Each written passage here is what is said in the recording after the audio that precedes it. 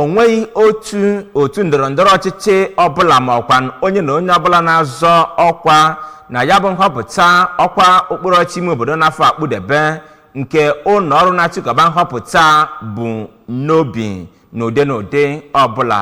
onye isi ya bụ ụlọ ọrụ ANSIEC na-achịkọba nhọpụta bụ Majie Genevieve Osakwe bụ onye kwuputere nke a ma na-akpọkuzi ndị Anambra ka ha biko ghara ige ntị wee nye akụkọ ịkọja na-akọgharị n'ebe dịgasị iche iche n'ụdị na o nwere onye ma ọkwa ndị ha bụ n'obi ha ga-etinye na ya bụ nhọpụta nke na-abịa n'abalị 28 nke ọnwa a. Ya bụ onye isi ụlọ ọrụ ANSIEC bụ onye kwere nkwa n'ụbọchị ikpeazụ ha ji wee bagide na njem ha gazuru n'okpuru ọchịchị ime obodo enwere na Anambra steeti nke bugara ha na okpuru ọchịchị ime obodo Ọka North nakwa Ọka South, okpuru ọchịchị ime obodo Dunukọfịa, Anọcha nakwa Njikere.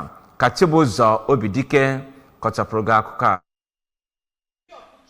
Ya bụ ngagharị bụ nke ndị eji okwu agba izu sitere n'ọchịchị ime obodo dị iche iche bịara. Ihe eji chịkọba ya dịka Majistreti Osakwe si kọwaa bụ iji kparịta ụka ma kụziere ndị mmadụ usoro ya bụ otu ga-esi wee chịkọba ya bụ nhọpụta nke na-abịa abịa. O kwuru na nke a ga-enyere ha aka iji wee mee nke ọma na nhọpụta ahụ. Ọ katọrọ ya bụ akụkọ na-agagharị nke na-ekwu na ya bụ otu enweelarị ndị ha kwadosiri ike ma kwuo na nke a abụghị eziokwu. Ndị ahụ eji okwu agba izu bụ ndị jụkwara ajụjụ n'ebe dị iche iche ma tokwa ya bụ otu maka etu ha si ezisa ozi nyegara ọchịchị ime obodo 21 nke dị na steeti a. Otu n'ime ndị bịara ya bụ njem nke bụ onye President General nke ọgba ofe mmiri Maazị Fidelis Chukwunedu kenere ya bụ otu maka ọrụ ha na-arụ ma kwe nkwa na ha ga-eziru ozi nyegara ndị ime obodo ha si na ya.